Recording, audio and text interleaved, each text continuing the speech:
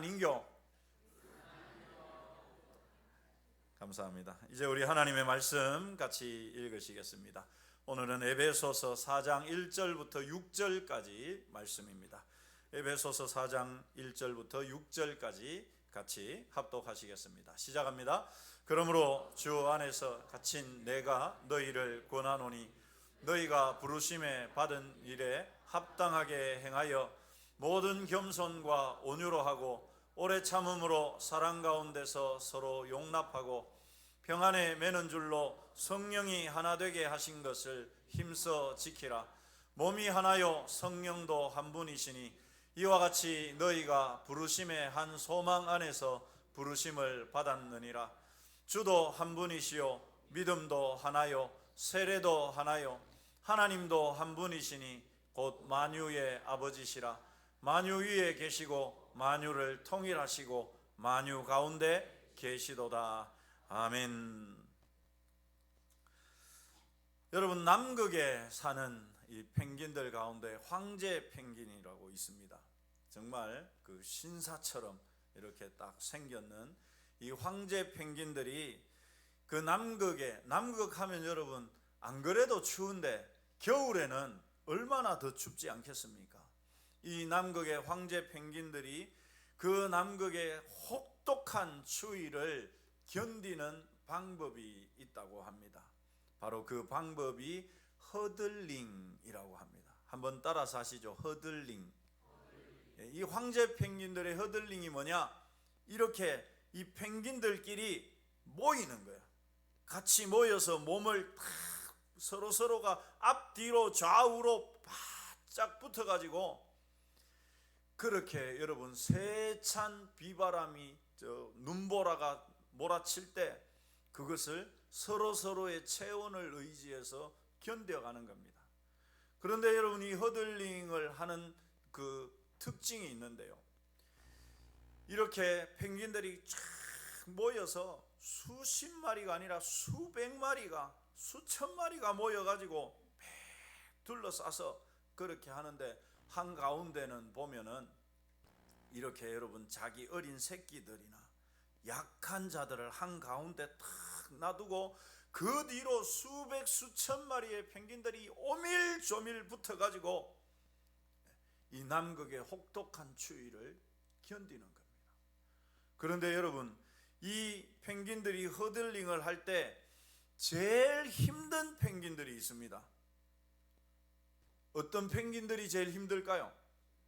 그렇죠, 여러분. 제일 바깥에 저렇게 수백 마리 수천 마리가 모여서 이 허들링을 하는데 제일 바깥에서 세찬 눈보라를 그대로 맞아야 하는 그 펭귄들, 가장 바깥에서 저 세찬 눈보라를 그대로 맞아야 하는 이 펭귄들이, 그럼 바깥에서 제일 밖에서 등이 막 고드름이 달릴 정도로 그렇게 쫙 돌아가면서 제일 바깥에 있는 펭귄들이 힘들겠죠.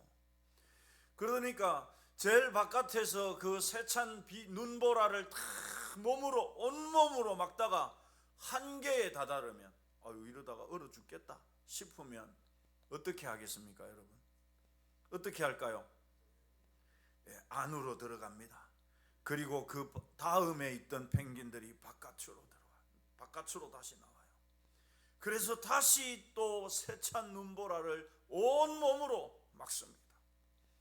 그들이 또 못 견딜 정도가 되면 그들은 또 안으로 들어가고 안에 있던 펭귄들이 밖으로 나와서 또 그렇게 추운 겨울을, 여러분, 이렇게 해서 이 펭귄들이 그 남극의 혹독한 겨울을 이겨낸다고 합니다. 그래서 여러분, 이런 책들이 나왔습니다. 허들링 경영, 세상을 사는 힘, 허들링. 사람들이 펭귄을 보면서 배우는 거예요. 야, 저 황제 펭귄들이 어떻게 저 혹독한 그 남극의 추위에서 안 얼어 죽고 다들 저렇게 견디고 다들 저렇게 살아남을 수 있는가? 가장 안쪽에 새끼들과 연약한 펭귄들을 넣어놓고 모든 펭귄들이 감싸서 그 세찬 추위와 눈보라를 온몸으로 막으면서 버티고 그러다가 이제 한계 상황에 이르면 자리를 바꿔줘서 또 안쪽에 있던 펭귄들이 바깥으로 나와서 그렇게 하기 때문에 이 남극의 세찬 추위들을 견뎌내고 이겨낸다고 합니다.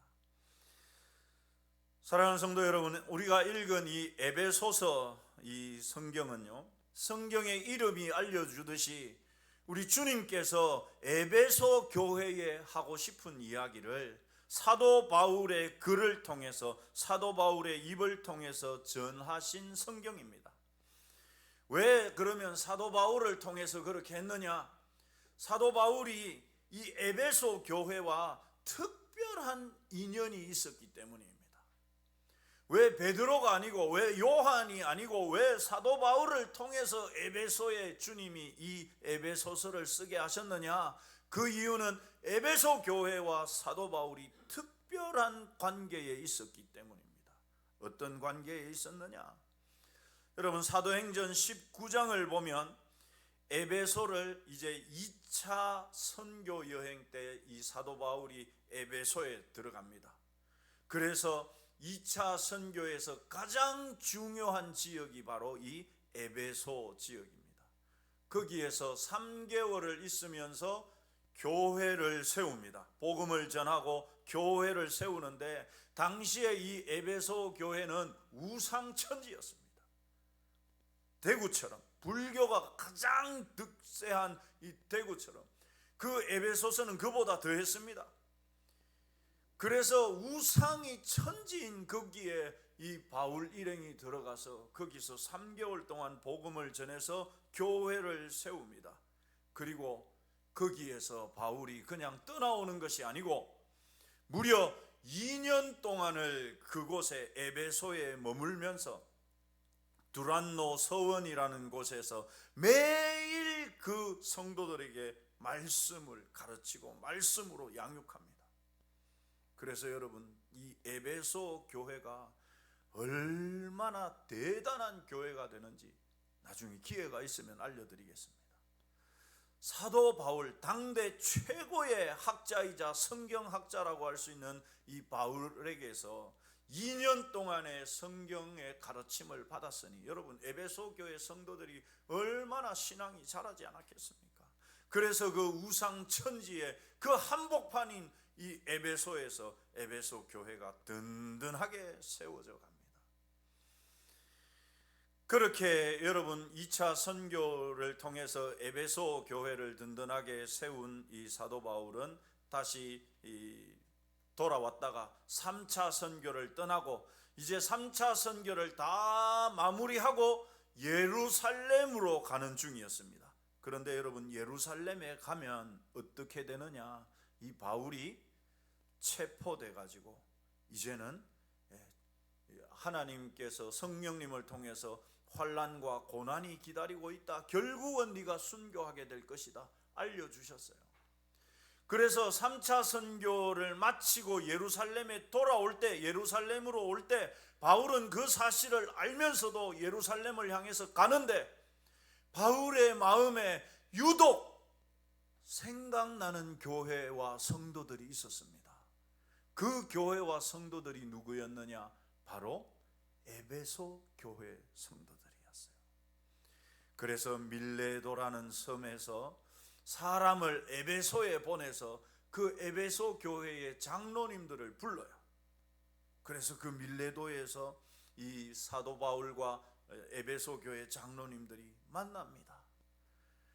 그러면서 이 바울이 이야기를 해요. 내가 이제 예루살렘에 가는데, 내 예루살렘에 가면 거기서 체포당하고 환난과 결박을 받다가 결국은 로마에까지 가서 거기서 죽을 거다, 순교하게 될 거다 알립니다. 여러분, 에베소 교회 장로님들이 어떻게 했느냐? 바울의 바지가랑이를 붙잡고 가지 말라고, 그 가면 체포되고 그 혹독한 고난이 기다리고 있는데 뭐하러 가느냐고.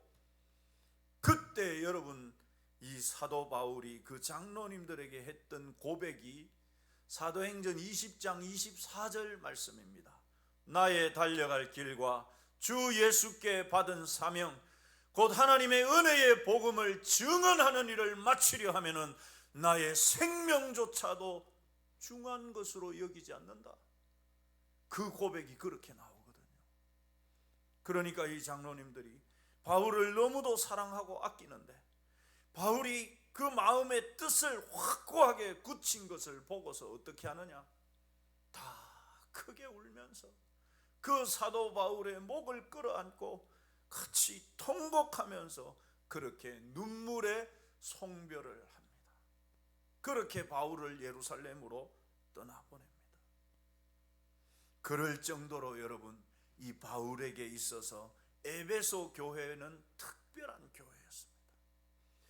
예루살렘으로 가면 이제는 체포되기 때문에 이제는 자유롭게 자기가 개척하고 세웠던 교회와 성도들을 만날 수 없는 그 사실을 아는 상황에서 유일하게 성도들을, 장로님들을 불렀던 교회가 에베소 교회예요.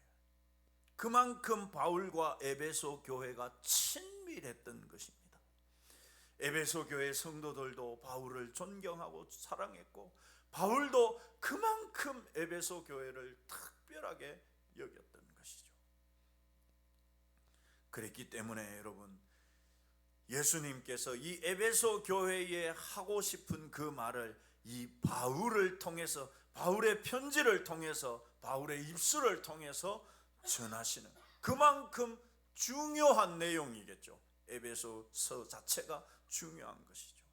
게다가 여러분, 에베소서 자체가 바울과 에베소 교회의 친밀함을 보여줍니다. 어떻게 알 수가 있느냐? 본문 1절을 보면 알아요. 우리 1절 말씀 같이 읽어보시겠습니다. 시작합니다. 그러므로 주 안에서 갇힌 내가 너희를 권하노니. 여러분, 에베소서를 쓸 때 당시에 사도 바울의 상태가 어떤 상태였습니까? 감옥에 갇혀 있는 상태, 가택연금 당한 상태였어요. 로마에서 가택연금 당한 상태. 그 감옥에서 갇혀 있는 상황에서도 내가 생각나는 교회. 그래서 여러분, 이 에베소서는 빌립보서, 골로새서와 더불어서 사도 바울의 옥중서신으로 알려진 성경입니다. 바울이 갇혀 있는 상태에서도 그리운 교회, 생각나는 성도들, 바로 에베소 교회였던 거예요. 그러니까 바울이 얼마나 에베소 교회에 대한 마음이 특별했으면 갇혀있는 상태에서 이 편지를 쓰면서 편지로서 보내주겠습니까? 그럴 정도로 에베소 교회와 바울은 친밀한 관계였습니다. 그래서 여러분, 특별히 주 안에서 갇힌 내가 너희를 권하노니 이렇게 시작하면서 이 편지를 쓰고 있으니 여러분, 이 에베소서가 얼마나 귀한 성경 아니겠습니까?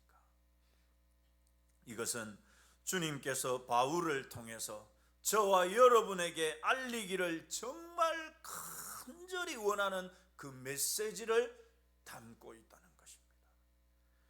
그러면 이렇게 중요한 그 메시지의 핵심이 뭡니까?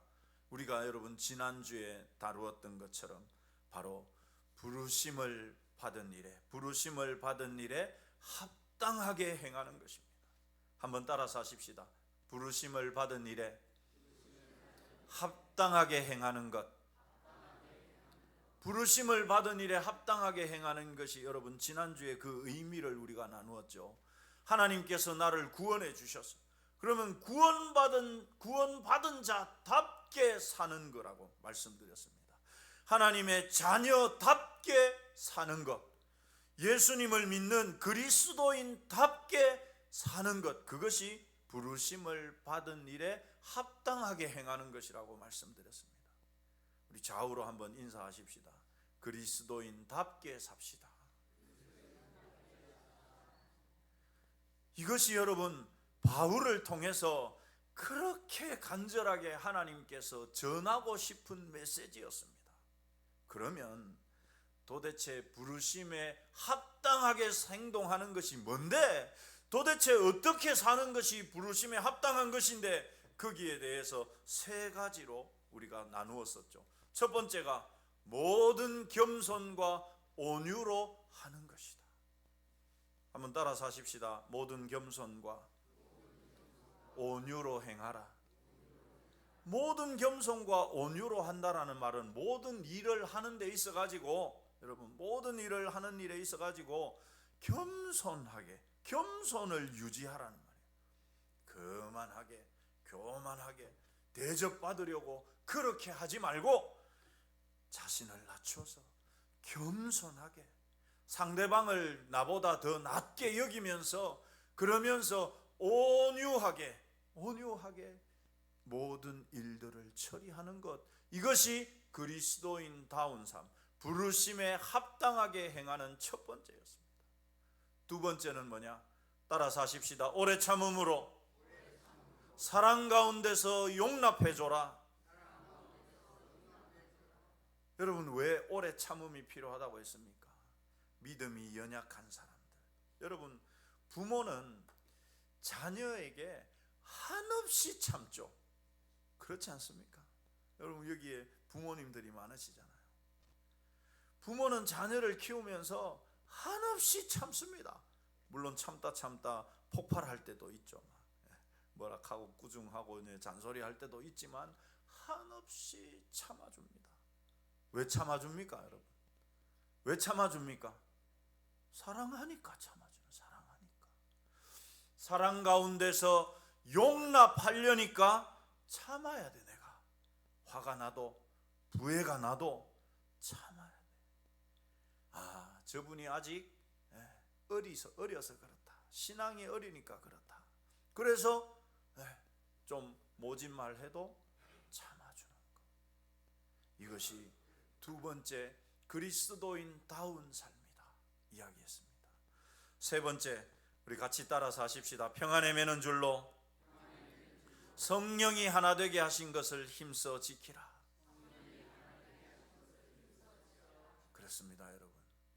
평안에 매는 줄로 평안함을 유지해야 돼요.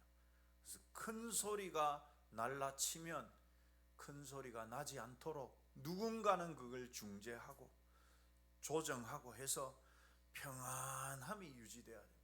만약에 여러분, 우리 가운데 누군가가 큰 소리로 일어나서 이거는 이렇습니다, 저렇습니다 해버리면, 여러분, 사람들의 마음이 긴장이 되고 위축이 되어지고 평안이 깨어지면서 하나 되게 한 것이 깨어지게 됩니다.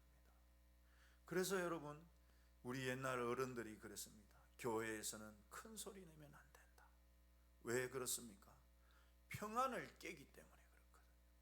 그래서 제가 그렇다고 설교를 살살 할 수는 없고, 저는 설교를 할 때 힘있게 합니다만은, 우리가 신앙생활 할 때 서로 간에는 이랬습니다 저렇습니다 그러면, 여러분, 아유, 목소리 좀 낮추세요. 그런데 지난주에도 살펴봤던 것처럼 첫 번째와 두 번째와 이 세 번째는 문맥의 흐름을 보면, 왜 우리가 모든 겸손과 온유로 하고 사랑 가운데 오래 참음으로 용납해 줘야 되느냐? 바로 성령이 하나 되게 하신 것을 어떻게 하기 위해서? 힘써 지키기 위해서. 여러분, 교회 안에 있는 이 은혜라는 것은요, 우리가 어떻게 받아야 되느냐, 어떻게 생각해야 되느냐 하면, 유리잔, 아주 얇은 유리잔과 같다고 생각해야 됩니다. 이거 조금만 힘주면 어떻게 될까요? 깨집니다. 조금만 충격을 줘도 깨어져요. 여러분, 그렇게 우리가 이 하나님의 교회 안에 주신 은혜를 그렇게 생각해야 됩니다. 진짜 불면 날아갈까? 떨어뜨리면 깨질까? 그래서 여러분, 이 하나님의 은혜, 하나님께서 우리를 하나 되게 하신 이것을 우리 모두가 정말 힘써 지키지 않으면 금방 깨어집니다. 금방 깨어집니다. 그래서 여러분, 이 하나됨이 쉬울까요? 어려울까요? 어렵기 때문에 힘써 지키라고 말하는 노력해라, 애써라, 할 수 있는 모든 노력을 기울여라. 성경이 그래서 그렇게 말씀하신 것입니다. 여러분, 서두에서 말씀드렸던 남극의 황제 펭귄들의 이 허들링을 보십시오.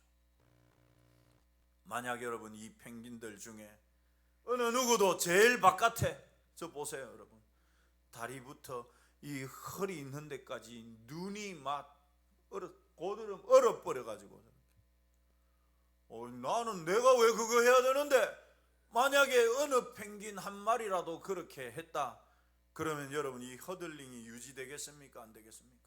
안 돼요. 니만 그러면 빠지겠나? 나도 그러면 안 할란다. 나도 안 할란다. 나도 안 할란다. 다 그냥 지지가끔 나가버리면 어떻게 될까요? 다 같이 얼어 죽습니다. 다 같이 얼어 죽어요. 누군가는 저 세찬 눈보라를 온몸으로 막아야 됩니다. 그래야 그 안에 공동체가 유지되죠. 여러분, 지금 우리 교회에도 저런 분들이 있었기 때문에 우리 교회 공동체가 유지되어 왔습니다. 이제 등이 너무 시리다, 이제 몸에 힘이 너무 없다, 이제 아이고 허리도 아프고 다리도 아파서 안 되겠다. 그래서 여러분 어떻게 합니까? 은퇴하고 또 새로운 분들, 젊은 분들, 용기 백배하고 힘이 백배한 분들, 그런 분들 세워서 다시 우리가 이제는 온몸으로 저걸 막겠습니다. 그렇게 해서 또다시 밖에서 저 세찬 눈보라를 온몸으로 막아가는 거예요. 그렇게 우리가 막아내면 우리의 자녀들이, 그들이 그 안에서 건강하게 신앙으로 믿음으로 자라나서 그들이 또 우리가 연약해지고 몸이 얼어가고 힘이 빠졌을 때 이제는 안으로 들어오세요. 그리고 그들이 또 다시 이 바깥에서 이 교회 공동체를 아름답게 유지하기 위해서 몸으로 힘으로 물질을 들어가면서 힘을 들여가면서 그렇게 이 교회 공동체를 세워갈 것입니다. 사랑하는 성도 여러분, 우리가 함께 이 아름다운 일에 부름을 받은 사람들,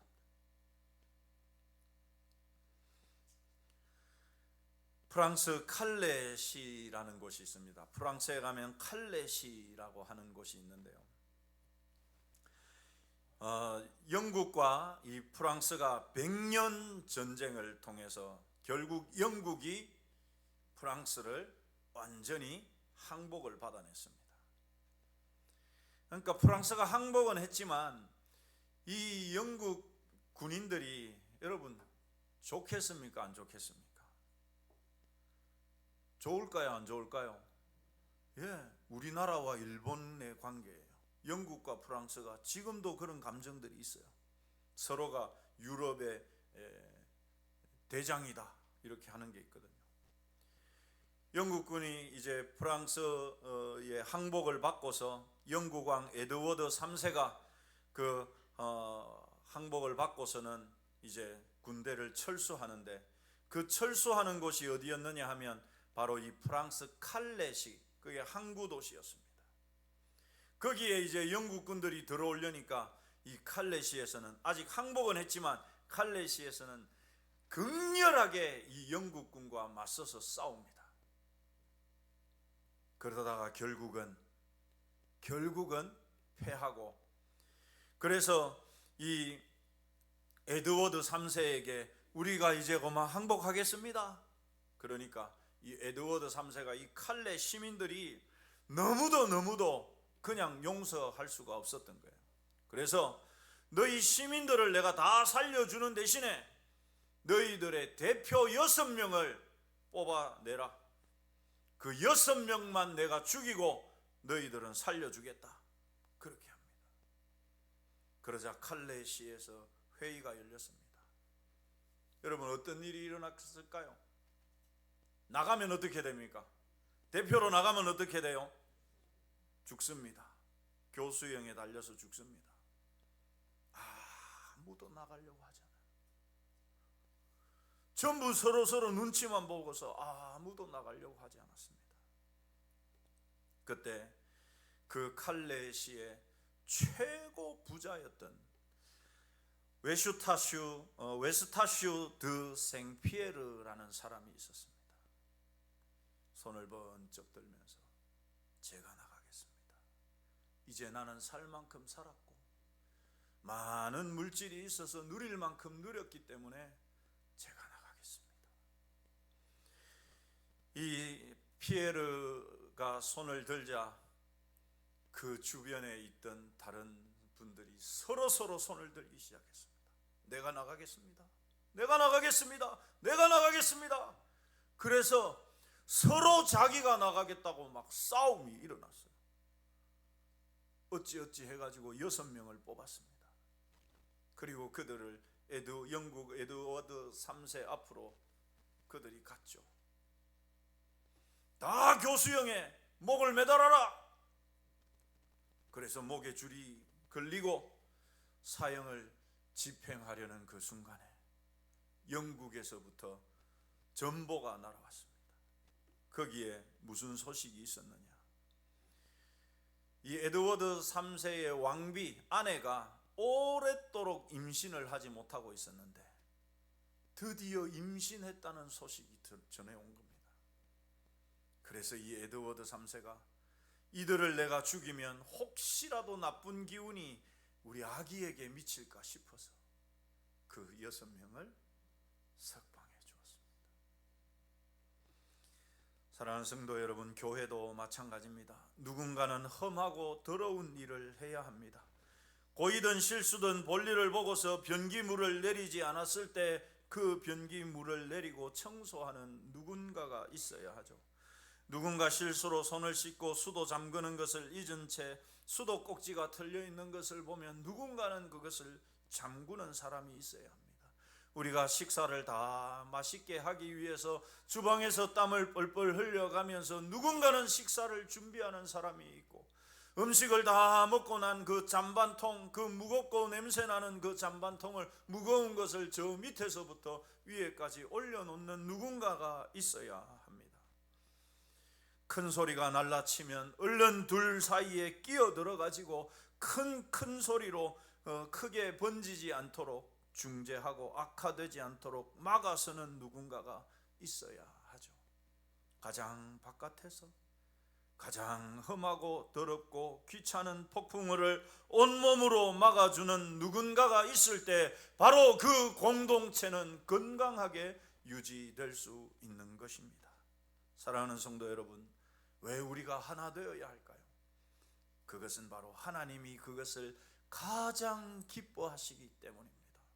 한번 따라서 하십시다. 하나됨은 하나님이 가장 기뻐하시는 일이다. 여러분, 지난주에도 말씀드렸습니다.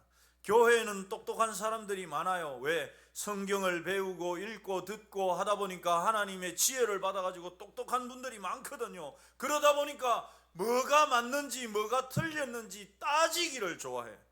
그러다 보면 어떻게 될까요? 나누어집니다. 마음이 나누어져요. 나와 생각을 같이 하는 사람들 모아가지고 저 반대쪽 사람들의 길을 죽이려고 하고 내 생각이 맞다는 것을 강조하고 그것을 세워가려고 하죠. 그러다 보면 어떻게 됩니까? 교회가 나누어지고 나누어져서 결국은 하나 될 수가 없습니다. 옳고 그름보다 더 중요한 것은 하나가 되는 것입니다. 그 이유가 무엇입니까? 왜 우리가 하나 되어야 합니까? 여러분, 우리가 하나이기 때문입니다. 예수님도 성령님도 우리를 부르신 그 부르심의 소망도 주님도 믿음도 세례도 하나님도 한 분이시기 때문입니다. 내가 믿는 예수님도 한 분이고 내 안에 계신 성령님도 한 분이시고 내가 믿는 믿음도 하나고 내가 믿는 하나님도 한 분이기 때문입니다. 내가 믿는 예수님과 내가 싫어하는 그분이 믿는 예수님이 서로 다른 분이 아니고 같은 한 분이에요. 그런데 나와 그 사람이 서로 싫다고 서로 나누면 어떻게 됩니까? 예수님을 나누는 것과 같은 것이 되는 것입니다. 내 안에 계신 성령님과 나와 함께 지금 이 공간에 앉아서 예배하고 있는 우리 교우들의 그 안에 계신 성령님이 다르지 않습니다. 사랑하는 성도 여러분, 예수님 믿으십니까? 네. 저도 여러분들이 믿는 바로 그 예수님을 믿습니다. 사랑하는 성도 여러분, 성령님이 여러분 안에 계시다는 사실을 믿으십니까? 여러분이 믿는 그 성령님이 동일하게 제 안에 계신 것을 저도 믿습니다. 사랑하는 성도 여러분, 하나님을 믿으십니까? 우리 하나님 한 분이시라는 거 믿으십니까? 아멘. 저도 그 동일한 하나님을 같이 믿습니다. 그런데 우리가, 저와 여러분이, 여러분과 여러분들이 키 큰 사람과 작은 사람과 좀 많이 가진 사람과 그렇지 못한 사람과 건강한 사람과 그렇지 못한 분이 서로 하나 되지 못할 이유가 무엇이겠습니까? 우리 옆 사람 손 한번 잡으시면서 우리는 하나 아닌겨? 우리는 하나 아닌겨? 한 번 더 이야기하십시다. 나누지 마입시다. 하나님은 우리가 이 성령 공동체를 힘써 지켜라, 힘써 지켜라 말씀하십니다. 이 말은 지난주에 나눈 것처럼 이것이 쉽지 않다는 사실을 전제하고 있어요. 여러분, 하나 되는 게 쉽지 않으니까 어떻게 해야 돼요? 하나 되려면 힘을 써야 돼. 노력을 해야 합니다. 함께하는 수고, 힘들지만 겸손과 온유와 오래 참음으로 사랑 가운데 용납하고 품어주는 수고, 가장 바깥에서 온몸으로 추위를 맞고 견디는 수고입니다. 그래서 공동체를 든든하게 세우는 근간은 희생과 섬김이 반드시 있어야 합니다. 내 것을 주장하기 시작하고, 내 것을 이야기하기 시작하고, 내 자리, 내 체면, 내 것을 요구하는 순간 공동체의 하나됨이 깨어지기 시작합니다. 사랑하는 성도 여러분, 성도의 이 공동체, 성령이 하나 되게 하신 저것을 성령의 연합체다, 성령의 연합체다, 이렇게 말합니다. 이것을 우리 꼭 기억하십시다. 좀 불편해도, 마음에 좀 불편함이 있어도 우리가 하나됨을 위해서 용납하고 품어주십시다. 함께함으로 필요한 겸손과 온유로 오래 참아주고 사랑으로 용납함으로써 우리의 이 아름다운 공동체 하나됨을 다 같이 힘써 지켜가는 저와 여러분 되시기를 주님의 이름으로 축원합니다. 기도하겠습니다. 하나님